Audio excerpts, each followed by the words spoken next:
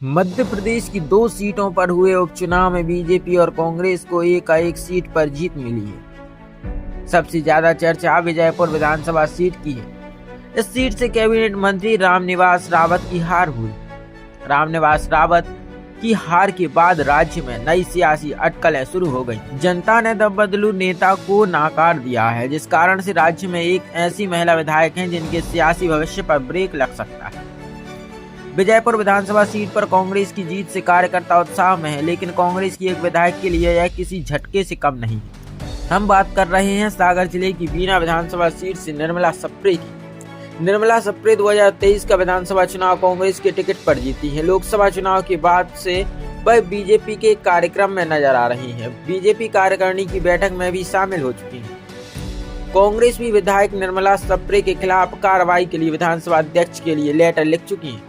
कांग्रेस नेता निर्मला सप्रे को लेकर कह चुके हैं कि पार्टी के दरवाजे उनके लिए बंद हो गए। रामनिवास रावत की हार के बाद क्षेत्र में यह कहा जा रहा है कि दल बदल के कारण उन्हें हार का सामना करना पड़ा। ऐसे में अगर निर्मला सप्रे बीजेपी में शामिल होती हैं तो उन्हें कांग्रेस और विधानसभा की सदस्यता से इस्तीफा देना पड़ेगा और फिर एक उपचुनाव हो सकता है। इसलिए निर्मला सप्रे ने अभी तक ना ही कांग्रेस से इस्तीफा दिया और ना ही बीजेपी में शामिल हुई। रामनिवास रावत की हार के बाद अब निर्मला सप्रे के सियासी प्लान में झटका लग सकता है। अगर निर्मला सप्रे कांग्रेस छोड़कर बीजेपी में शामिल होती हैं तो विधानसभा की सदस्यता से उन्हें इस्तीफा देना पड़ेगा। ऐसे में उन्हें एक बार फिर से चुनाव में जाना पड़ेगा। बुधनी और विजयपुर से पहले अमरवाड़ा में उपचुनाव हुए थे। अमरवाड़ा विधानसभा सीट पर बीजेपी जीती थी, लेकिन कांग्रेस उम्मीदवार ने कांटे की टक्कर दी थी। विजयपुर में जीत के बाद कांग्रेस कार्यकर्ताओं में उत्साह। 16 दिसंबर से मध्य प्रदेश विधानसभा का शीतकालीन सत्र शुरू हो रहा है। इस सत्र में पहले विधानसभा अध्यक्ष की निर्मला सप्रे की सदस्यता पर फैसला लेना है। कांग्रेस यह कह रही है कि यह कांग्रेस की विधायक नहीं है। वहीं बीजेपी नेतृत्व में निर्मला सप्रे को लेकर अपने पत्ते नहीं खोले हैं। हालांकि निर्मला सप्रे यह कह चुकी हैं कि वह जनता की विधायक है और जनता से ही पूछकर फैसला करेंगे। हमने कानूनन कार्रवाई कर रहे हैं, हम कोर्ट जाएंगे।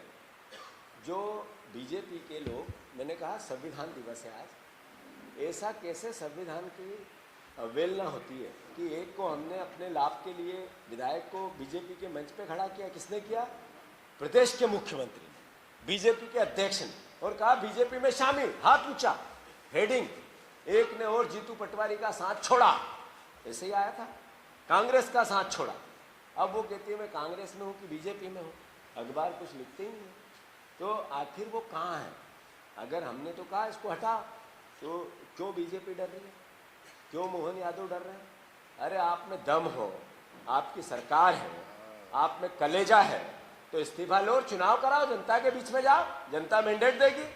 डर क्यों रहे हो मोहन जी? कराओ चुनाव, चुनौती देते हैं, फिर पटक नहीं देंगे। कांग्रेस बार बार कह रही है किस पार्टी में है निर्मला सप्रे? दे तो दी पर उन्होंने बोला ही नहीं। इनने दे तो दी, नहीं बोला तो अब यार जो आप बोले वो थोड़ी बुलवाएं। नहीं सर, मैं कह रहा हूँ निर्मला सप्रे किस में है?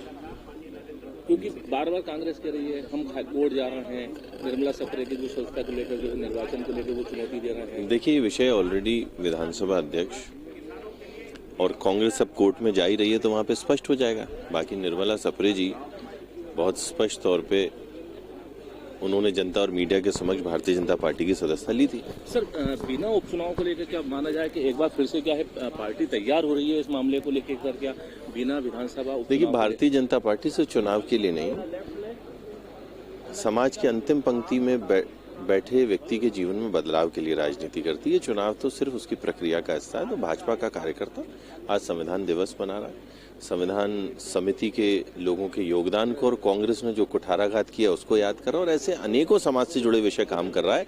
चुनाव जब आएंगे तो भाजपा तैयार है।